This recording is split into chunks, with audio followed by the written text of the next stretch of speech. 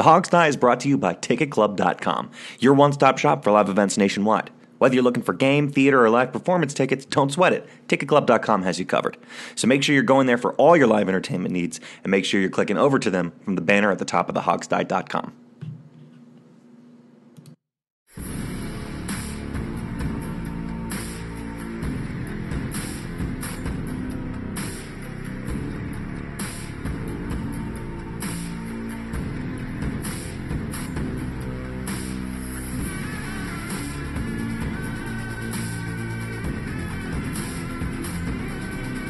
By fans, for fans, the Hog Style. And now, here's your host, Sean Conti. Welcome back to the Hog Style post-game show. It's the Giants over the Redskins, 40-16. Yeesh. Redskins put in no effort, so why should I? I'm going to finish this show out speaking in monosyllabic words and grunts. So, team not good, team bad, Mark suck, Skins puke. This was very reminiscent of the first game I ever saw, which was also a depressing loss to the Giants that my dad took me to when I was 11. Guys, I got to say, I really hope I can pass this on to the next generation if anyone ever mates with me. Well, first of all, I think it's oddly appropriate that you blew the pronunciation of the word monosyllabic. Given the status of the game today, it's oddly appropriate, I think. Well, like I said, they put in no effort, Steve. Why should we? I mean, this is the week that makes our job absolutely just a chore to do. It's kind of fun in a weird way because it's just so awful you kind of have to laugh at it. I want to hear Alex try to pronounce monosyllabic. Monosyllabic? Wow, he did that a lot smoother than I anticipated him doing. When I've had this much to drink, I can pronounce complicated words with the easy words that get confusing. Well, it's kind of like a metaphor for the team, in a way. I'm glad the FCC isn't monitoring us here today. It's fine. The FCC has no control over the internet until your guys get control over all three parties again. Hey, I'm ready for it. Well, one S show at a time here. Let's get through this game because it's our obligation. But my goodness, yes. What an awful one to get through, particularly the early quarters here. Steve, rip this thing off and give us the numbers. Oh, yeah, absolutely, because, why the heck not? Okay, well, let's do the Redskins numbers first. The two quarterbacks together, Josh Johnson and Mark Sanchez, went 17 for 30 for 204 yards, 7.8 yards for attempt, 1 touchdown, 3 interceptions for a quarterback rating of 53.2. Mark Sanchez, who played the first about 3 quarters or so, was 6 for 14 for 38 yards, no touchdowns, 2 interceptions, a quarterback rating of 10. As in 10? 10. 1 10. 0. Wait, 10.0? Yeah. 10.7. Oh, okay. So almost 11. They almost got to an 11 like Spinal Tap. Hey, after the first quarter, he was at 0, and it did go up. Oh. Josh Johnson, for his part, was 11 for 16, 195 yards, 1 touchdown, 1 interception, quarterback rating of 104.9. So that's good. Rushing, Josh Johnson was the leading rusher, 7 carries, 45 yards. Chris Thompson was 3 for 23. They mercifully got Adrian Peterson out of there early. He was 10 for 16. Byron Marshall had 1 carry, 1 for 4. Tehu Chesson on the worst jet sweep of all time was 1 for -4. We're going to get to that. Jameson Crowder was the leading receiver. He went 2 for 87, including his big 79-yard touchdown run. Josh Doxson, 4 targets, 4 receptions, 84 yards. Vernon Davis, 4 for 31. Chris Thompson, 3 for 15. Byron Marshall, 3 for 15. Adrian Peterson, 1 for 3. And Michael Floyd, Jordan Reed, Maurice Harris all put up zeros despite 5 targets in between them. The Giants' offensive stats are a little bit different than the Redskins' stats. Eli, a little bit. Eli went 14 for 22 for 197 yards, 3 touchdowns, quarterback rating of 132.0. Kyle Luetta played out the string there at the end. He went over 5. Saquon Barkley had a decent game. It was okay. He went for 170 yards on 14 carries, 12.1 yards per attempt, including a long of 78 and another one that was about, 50 yards? Leading 55, something like that. Yeah. Leading receiver was Evan Ingram, 3 for 77. Corey Coleman, 2 for 43. Saquon went 4 for 27. Sterling Shepard, 2 for 17. I'm just going to go through defense so we don't have to talk about this again. Let's see. Mason Foster had 1 interception. There's our highlight on defense. Yay. Sean Dion Hamilton, 8 tackles. Clinton Dix had 7 tackles and missed about 7 more. Ryan Kerrigan had 7 and a sack. Deron Payne had a sack. That's the Redskins. In terms of Sacks for the Giants. Olivier Vernon had 1.5. Lorenzo Carter had 1. Sean Chandler had 1. Josh Moreau had 1. And Kareem Martin got credit for half a sack. Interceptions, Curtis Riley had 1. He got the pick 6. Michael Thomas had 1. And Alec Ogletree had the other. So that's stats. That's a whole lot of yuck. Whew. Yuck. Okay. Where do we want to start with this shit show?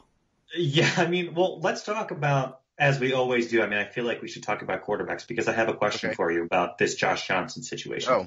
What does it say about a team when a guy like Josh Johnson comes in and shows an immediate improvement over your second choice and then also over your third choice? This guy comes in emergency relief and immediately moves the ball. Well, what's going on here? Does the team just, come on.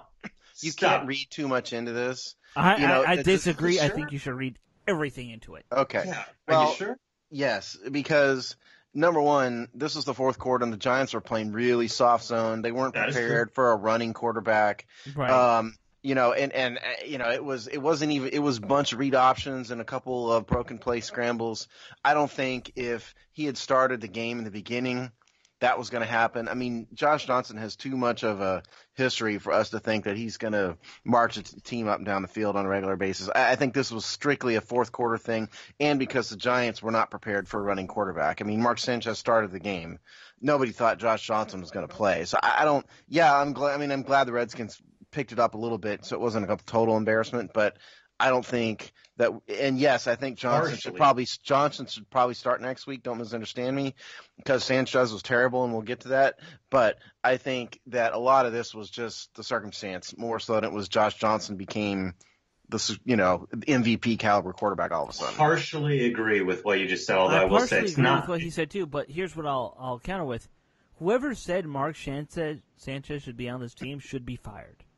We all said it. Yes. Yeah, I think everybody would agree with that. And I mean, well, Steve, no, point, not everybody, because apparently Mark Sanchez started. It's not like the Giants played team. a completely soft zone coverage prevent D the entire time. Right. They were showing some blitz plays at the end. They were showing some aggression. It wasn't like they completely backed off towards the end. Well, I think you're selling him a little bit short. I'm not saying Johnson is a good quarterback. I'm saying at least he understands what Jay Gruden's trying to do. And Sanchez has no clue what he's doing behind center. I agree. Whenever they called Mark Sanchez and said, "Hey, you want to be our quarterback?" he should have said, "Nope, I'm good. I'm watching Roseanne reruns or something." I don't know what the fuck he's watching. But first of all, yeah, I mean, a lot of the yardage and the game opened up because he was running. Sure. And we know that is not a recipe for success in the NFL. No, but that's the recipe for success for a fourth quarterback. For the fourth quarter of a blowout. I mean, don't misunderstand me. I mean, I'm glad he did well. Okay, I just think if anybody thinks he's the answer, slow your roll on this. Yeah, I mean, they may roll with him for the rest of the year. Sanchez is the answer. I didn't say he was the answer. No. I never said that. Mark Sanchez is the answer for who should you dump off the edge of the bridge. I never said Sanchez was the answer. All I meant was that it's a little bit of a skewed look at Josh Johnson. That's all. Oh, yeah. That's a fair point. Neither of these guys is the answer. That's the point. But who gives you a better chance to win? Neither. I'll take neither for above. Neither. Yeah, I mean. All right, who gives you a better chance at not getting shut out? Well, it was a better chance today, but once somebody sees film on this and prepares for a running quarterback who has a mediocre arm, it's going to be different. Yes, we're playing Jacksonville next week, who's been atrocious, so Lord only knows. But when a real defense comes along, it's going to be different. Neither one of these guys are the answer, I think. No. Just Josh Johnson is Mr. Right now, for sure, but he's not, Mr. Long Term. Plan to see our fifth quarterback sometime in the next game and a half. Yeah, because he's going to get hurt. Right. Yeah, I mean, I think the original question, again, was just like, doesn't this make you feel like a little bit like the team just has no idea what it's doing acquiring quarterbacks? I mean, this obviously that's been rumored for a long time, but this just makes me think this is your fourth choice. He does some good things. It just seems like nobody here was even remotely close to being an actual answer for the team at playing quarterback. I think you're going to get an answer in December, though. What answer are you going to find in December? You're not, but I'm speaking of the whole thing. It's just Alex Smith, Colt McCoy, Sanchez. Johnson's obviously not the answer either, although you can't fault him for that. He was on the couch, like we just said. There, maybe it's a half a point. Yeah, maybe. Clearly, there's no doubt the Redskins have totally blown the quarterback thing. I mean, but we could even say going back 6, 7, 8, 9, 10 guys now they've blown this. Yeah. Oh, they've been blowing it since Mark Rippon left. Really, right. If you want to really, I mean, they blew it when they drafted Gus Frerotte and Heath Schuler in 1994. Okay, sure. I mean, they should have drafted. Gus Frerotte proved to be the better quarterback over those two guys. I'm not saying it's been Kirk downhill ever was, since. I'm not going to say Kirk was a perfect option. He was the best guy we've had in 15 years. Yeah, since Brad Johnson. Since Brad Johnson, and arguably before Brad Johnson. And the 2012 RG3 was better than all of them. For that 1 year. For that 1 year. For that 1 year. Yeah, but I mean, that's a good point, Alex, and we don't have to dwell on this because we talked about the guy so much. But let's call it like it is, right? I mean, now we've tried not to talk about Kirk Cousins this whole season for obvious reasons. We don't need to dwell on the past, but let's be honest. That was the absolute best, most solid player we've had in the modern era of the Redskins going back 20-some years. Well, listen, what I remember saying about Kirk Cousins was that I thought the Redskins should have re-signed him up to a certain point. Yeah. And we don't want to relive the contract negotiations because that's just I'd rather hang myself. I think you and I had different numbers, but we agreed on roughly that same concept. And a fully guaranteed contract, multi-year contract, was way beyond it. So I mean, Kirk Cousins, it's water under the bridge. It's very Redskins to blow that, though. I think we can all agree on that. The fact that they did have a guy who was strange, as nerdy as he was and strange as he was and all that stuff, was the best quarterback we had in a while, and they totally blew it. That should surprise not what.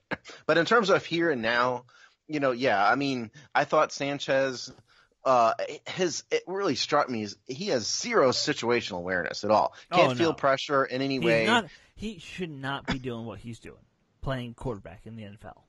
Well, I mean, somebody's going to pay him. He's going to do it. I don't blame him for that. This is the difference between me and a lot of people. If someone pays me to fail at my job, I don't do the job. Maybe that's just me. That is the difference between you and a lot of people. Nobody offered you hundreds of thousands of dollars for a month's work. That's fair. You take that instantly, even if you were garbage. I don't blame him at all. I mean, but he has no situational awareness. He doesn't know. He can't feel pressure. I don't think he can read defenses very well. He held onto the ball today way too long. His only saving grace is a decent arm, but that doesn't help you when he has all these other problems. Yeah. You got to make. And frankly, the other thing is, I think Johnson's arm is in terms of arm strength, is probably as good as Sanchez's. Yeah. Obviously he's not accurate and all that either. Because he's Josh Johnson. But for right here and now, if you want to run the option and run that dude into the ground and let him get hurt and over, fine. A couple more games. Maybe they'll win a couple games out of it. Yeah, that's right. Yeah. I agree. Well, let's do our job. A game. I'll settle for a game. Yeah, a game. Yeah, I'd take that. Talking about. I'd be happy with that. Let's talk a little bit more about offense to this because we got to do our job. So we saw some self-inflicted penalties. What else did you see that can point to why this was so atrociously bad besides just we've got the wrong guy at quarterback? Yeah, well, first of all, I counted 15 penalties. One of those was declined, so it might have been 13 or 14 accepted, but I counted 15 penalties. Well, we had 2 penalties on 1 punt, so how do you count that? Yeah, I counted it as 1. So maybe that should have been 2, but I counted that as 1. Okay, in terms of offense, the offensive line was atrocious. Trent Williams was atrocious. As per usual, yes, the offensive line. He's not as Yeah, I mean, Trent himself gave up 2 sacks. They had no rushing lanes. All that stuff as normal. But more importantly, they looked utterly disinterested. Yeah. And for this, I blame Jay Gruden. I think we've all defended Jay at various times over this course of the show and this year. But this is the second blowout and third or fourth or fifth time they've looked just utterly terrible and disinterested this year. Jay's got to go. I hate to say it. I haven't called for coaches to be fired. I don't think in the history of this show I've ever done this, but Jay's got to go. I mean, you can't have a coach that allows your team he's unprepared. He prepares his team in such a poor manner and motivates his team in such a poor manner. You can come out here and look like your team would rather be on the couch watching SpongeBob than playing in a football game, in which, by the way, they were trying to save their season, and it's at home against a division rival who was 4-8. I mean, Jay Gruden's got to go. I think they need to burn everything down I don't think there is anybody on this team that ought to be safe. Not one single player on this team is really worth a long-term commitment from this group. I think the team president needs to go. He's the source of the problem. The owner isn't going to go anywhere, but Jay Gruden needs to go. The entire front office needs to go. I think they need to burn it down to the foundation, start completely over again. Yeah, I'm the biggest Gruden fan I think there is, probably in Redskins fandom. Probably. And I'm with you. Like, as much as I like Jay, his time here is done. Like, there's nothing else he could do to get this team in a better position. The injuries, may have screwed him over a little bit, but he wasn't going to get them past much more than this. He was maybe going to get them to be a 10-6 team at best. Yeah, I mean, they're done. They're done. And it's not – he has gotten a lot of asterisks over his career. He's got injuries. He's got quarterbacks he didn't necessarily want when he came on board the team. I get all of that, but it doesn't matter. It only goes so far. There's something really rotten about this team, that the injuries, with the lack of preparation, with the lack of hustle and effort that goes into it, there's something rotten with it. And at this point, even if it's not entirely his fault, getting rid of him and starting over with a new vibe is way more important. And let's be clear. It's no one person in the front office or the coaching staff's fault. This is a rotted to the core situation. Yes. Just like we saw in the year before Gruden came in, when Mike Shanahan got him to, 3-13? Yeah, 3-13. Yeah. And then a couple of years earlier, when Jim Zorn got him to 4-12. The team is rotted to its core in some way, and you can bring in a new coach. You can maybe cover it up for a little bit.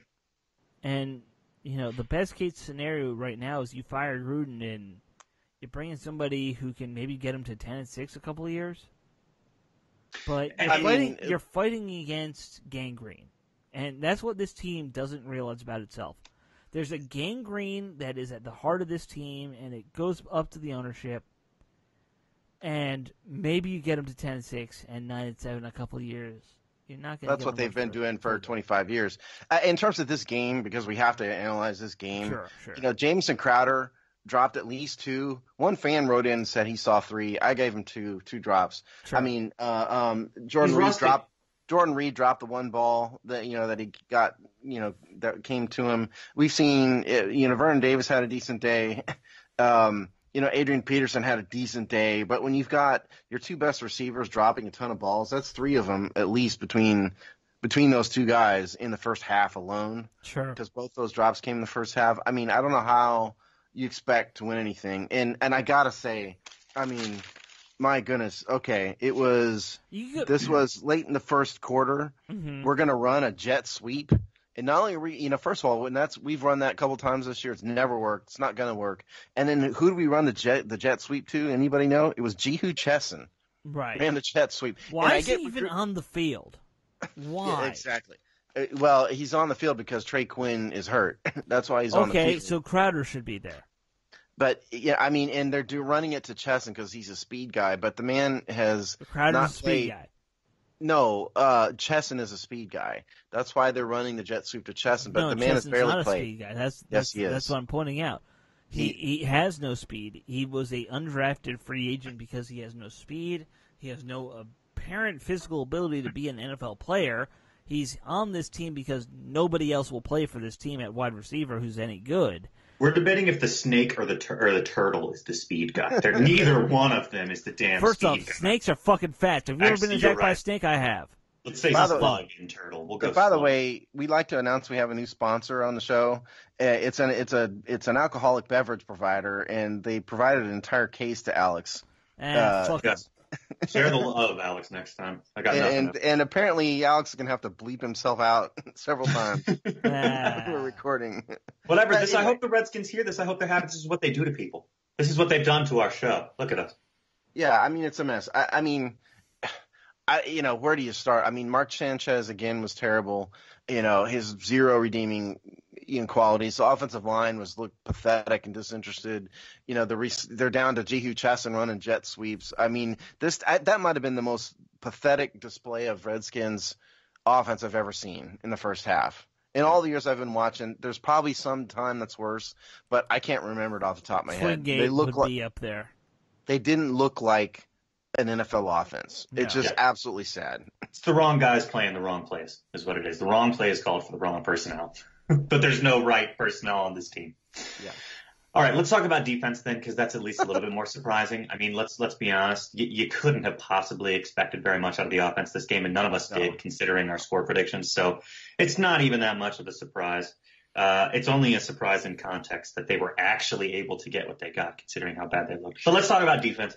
We should have been able to stop the Giants a little bit, right? I mean, instead, they came out of the gates, they blew right to a huge lead, and then rested on their laurels for the rest of the game. What happened on defense? This is not what happened last time we saw New York. Well, our linebackers suck. If I can put it bluntly, our linebackers suck. Yep. Interestingly enough, if you guys didn't notice, most of you probably did, but Sean Deion Hamilton started over Zach Brown today. Sure, I saw that. Yeah, well, Brown played. He just didn't start. Well, he played because Deion Hamilton got hurt later in the game. Oh, okay.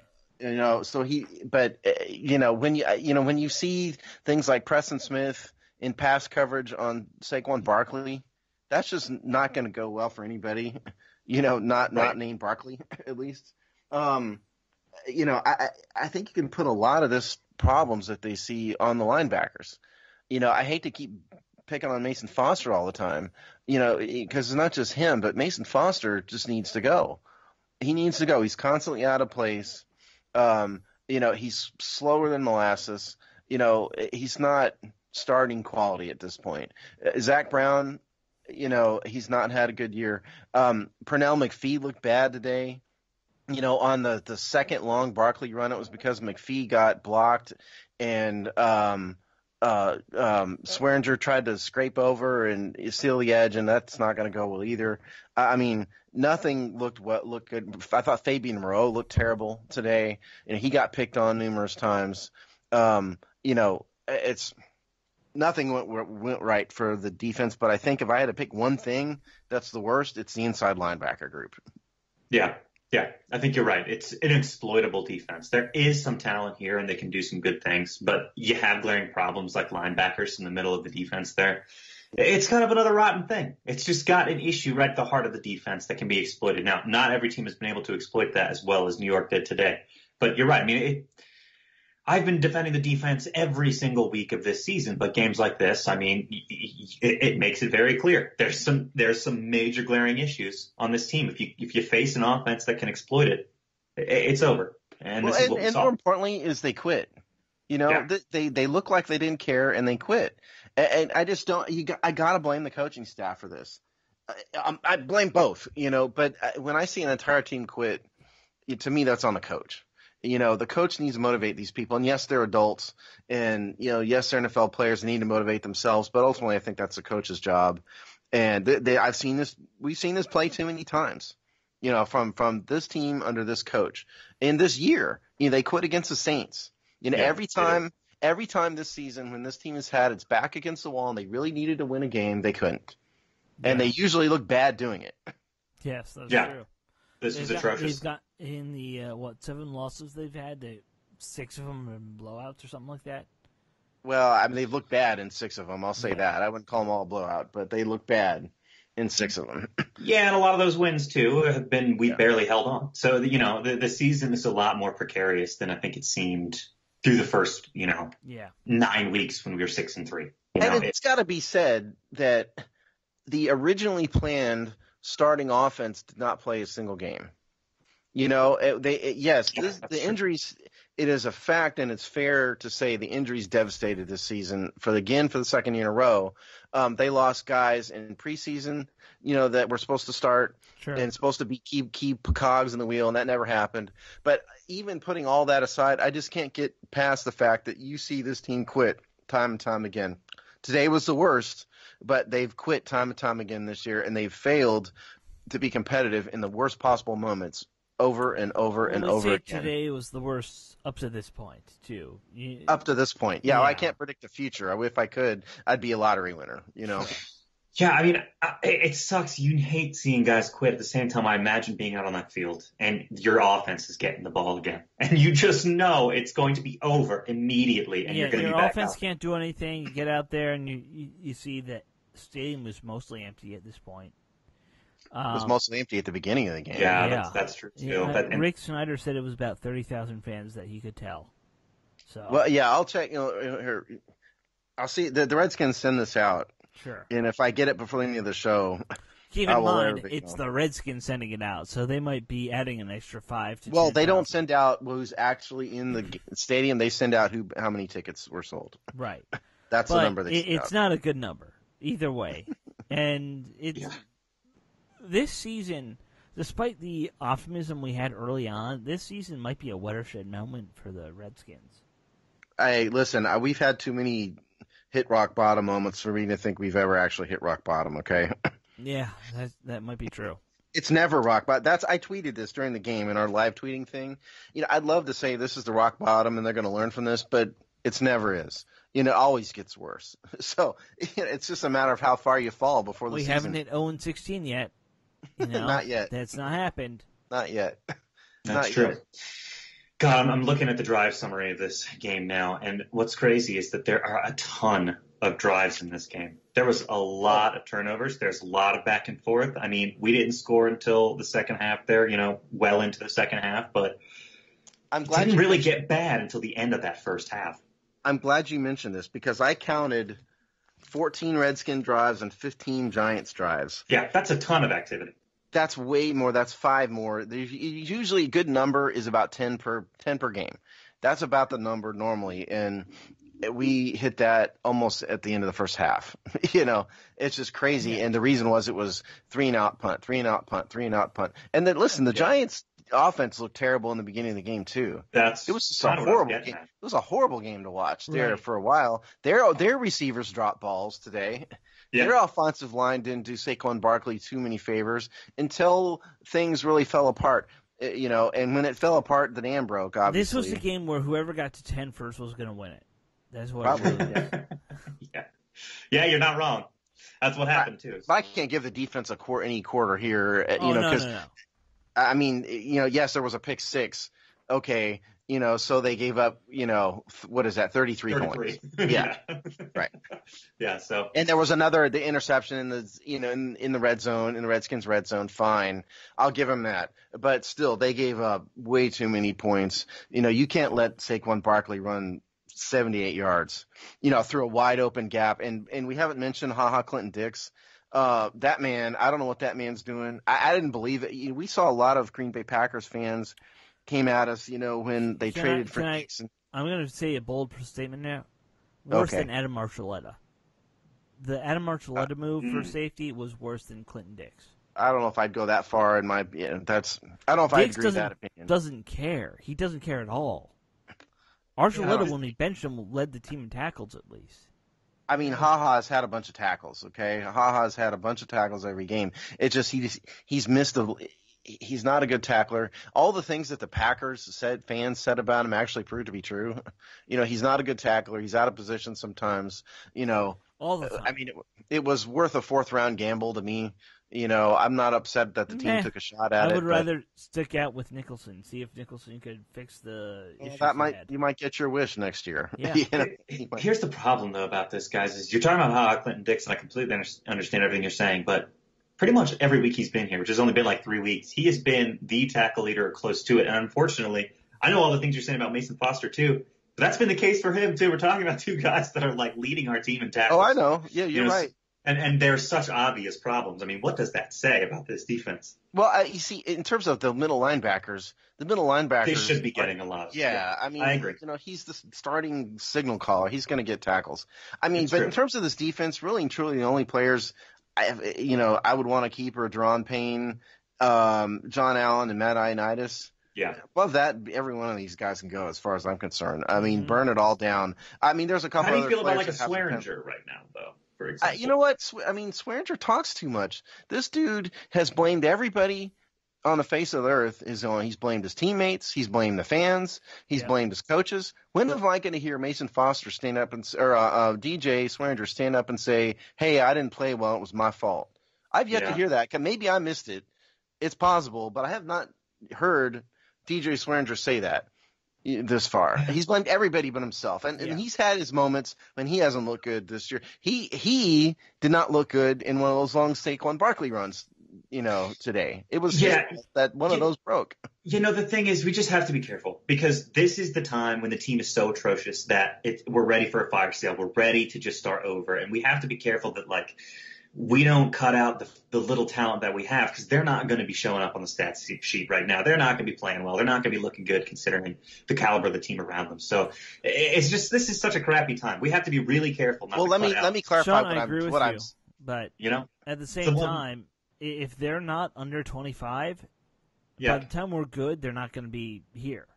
It's a very fair point. And let me clarify what I mean when I say burn it down. I don't care if they keep any of them. That's really my point. I don't think there's anybody on this team whose name is not John Allen or Deron Payne that I would care if they left. Does DJ have his moments and he's a team captain and we've praised him and other times? Sure. Am I going to lose sleep over him not being here? No. Nope. Yeah. There's not one player on here who, if they trade for a draft pick other than Payne and Allen, I'm going to be upset about. And that's on my offense, point. Maybe Geist, just because we haven't seen what he does. Well, definitely Geist, because we haven't seen him. Definitely Geist. But other than that, I mean, not one of these guys is irreplaceable. Yeah, I think that's the way to put it. You lose anybody at this point, it's really no huge harm done. No. Okay, well, with that in mind, should we do our game balls this week, which are not going to be game balls? We don't have game balls. I wanted to give out game donuts when the score was still 0 heading into the fourth quarter or whatever. But we can't do that because they got some garbage time. How about the go to the game? Go to the game? Defense. I'm down. That? I'm down for that.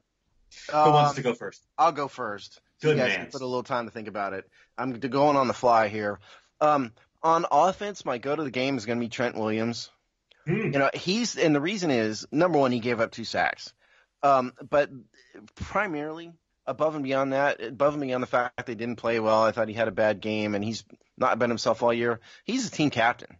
He's the leader of this offense. Everybody on the team has said it. Everybody we've interviewed on this show marvels at Trent Williams and his ability and his leadership. And we've had multiple offensive linemen on this show, and every one of them has touted Trent's leadership and his heart and all this stuff. He needs to motivate these people. And I think he failed today. He looked himself like he didn't care at times. So I give Trent Williams a GOAT because he's the senior vet. He's the 6-time All-Pro. So I blame him more than I blame a lot of people. But I blame him more than anybody else. And in terms of defense, there's just so many places to go on this. It's like, my God, Sure. I'm going to give it to HaHa. Because, this dude just looked terrible. It's just embarrassing sometimes how bad that guy is at tackling. So, to me, the 2 biggest GOATs are Trent Williams and HaHa, but I'm sure there's a lot of other options, especially on defense. Yeah, I'm kind of with you on HaHa Clinton Dix. I feel like I would rather have the 4th-round pick back right now than whatever that's worth for trading for him, because Nicholson outplayed him, and what's our record since we traded for HaHa Clinton Dix? I'd have lost to look. every game. I think it's like 1-5 or something like that. It's terrible. Yeah, it's not good, whatever it is. Yeah, Clinton Dix kind of ruined our defense somehow. I don't know what that is, but it is. On offense, I'm actually struggling with this game a little harder on offense because no one got anything going, so who can you blame? Yeah, exactly. That's why I blame Trent. I guess so. I understand that, but I'm going to I'll go with Sanchez because we benched him and got rid of him. That's well fair. Deserved. Well deserved. Yeah, I don't know if he deserves all the blame, but you're the quarterback, and the other guy just wandered on from the hobo lounge, and he outplayed you. So. Of course, Sanchez wandered in from hobo lounge too. But the reason why I didn't give Sanchez the GOAT is he actually looked like he cared. He was playing terribly, but he was motivated. Okay, he did, fair so enough. that's why I didn't give. It's just that's like the guy who really wants to do well and just can't. That was Sanchez. Right. Fair. All right. Jay Gruden, you are my offensive GOAT this There week. you go. Well deserved also. Jay, you gotta go, man. It's time to go. You cannot draw up the right plays. You can't maximize what little poor talent that you have. Your team is undisciplined. Your team is unmotivated. Your team is poorly conditioned. This loss is not entirely, but a big part your fault, and a lot of the rest are your fault too, buddy. It's time to go. Jay, you're my go to this game. Defensively, It's a tough one, isn't it? It is really tough. I mean, they jump up, 40 points. I mean, everybody sucks. Everybody deserves it. Even with what I just said about Mason Foster in mind, I'm going to give it to him. You're a big problem right there in the middle of the defense. You're not helping anything. Yes, you may lead the team in tackles some weeks, but you should be doing a lot more than that. I kind of feel bad about giving it to him because there's so many other guys that are awful. But there it is. I'm going to give it to him and Jay Gruden for my goats of the week this week. I know we're getting out here on the show, but I have one more rant to get out. Let's do it. Listen, I've been a fan for longer than both Alex and Sean have been alive. I've been a fan of this team for 40 years. Since I was a very little kid, since my father was taking me to RFK Stadium when I was barely old enough to walk in the late 1970s when Chris Hanburger was my hero. I was in RFK Stadium for a chunk of the golden years. We started this show, this site. We've become more media now, but we started this site because we were a bunch of diehard, ridiculously, insanely diehard Redskin fans who decided to dedicate our free time just to cover the team for no money just because. I'm sick and tired of seeing this stuff. I really am. I'm sick to death of seeing this team step on itself year after year after year, decade after decade. I'm sick and tired of it, and it's just pathetic. It really is pathetic that we have to waste so much of our time loving this team. It's like family. You don't ever give up on them, and we're not giving up on them, but I'm sick to death of it. It's just inexcusable how badly this team has been led. This is Dan Snyder's fault, okay? We can't fire Dan, and Dan's not going anywhere, but Dan is and I'm sorry if the Redskins are listening to this, but I got to be honest, Dan is a really bad owner. And it's not – couldn't care less about what President Dan gives, money to. I know a lot of you don't like that. I don't care about that. What I care about is this man does not know how to run a professional organization. He has failed time and time again to put the right leadership in place. He's meddled when he doesn't have to. It's the PR has been run like a complete goat rope, for years. We're pimping out cheerleaders and we're bringing in domestic abusers, just this year after 20 years of this. Yep. I'm sick and I'm just so tired of not seeing. I'm okay with not winning, I'm okay, but I'm sick to tired of being a joke. I really am. Yeah. And I don't know what's going to change. The only way that's going to change to me is Dan's got to step up, fire Bruce Allen, bring in a third party who does not have Redskins connections. I don't want to see a legend. Bring in somebody who's a business guy, who's a sports business person. Bring them in and let them do it. That is the only way this is going to change. And whether he has the stones to do that, who knows? Sorry, rant over. Steve, he doesn't. And for you to say that is honest and yet at the same time naive. The only way for this thing to get fixed is for Dan to quit. And that's not going to happen. He's too dumb to quit. No, he's too rich to quit. No, he's not. No. Rich people are usually smart. He is not smart. He got lucky and got rich. He did get lucky and get rich. I mean, didn't we do a show about this? We definitely did.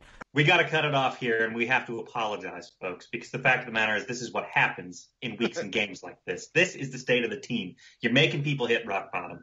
It's historically bad. Steve said it's rotten. It's the drag of the NFL, and it's the absolute truth. So this is an identity game. I hope you look at this Redskins leadership and figure something out. It can't go on like this. Your bottom line is starting to get hurt.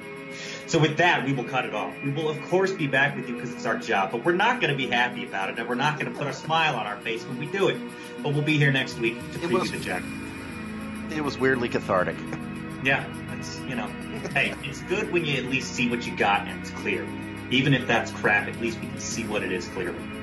So with that, we'll cut it off. We'll see you guys next week. Hopefully next week will be better, but don't hold your breath. Take care.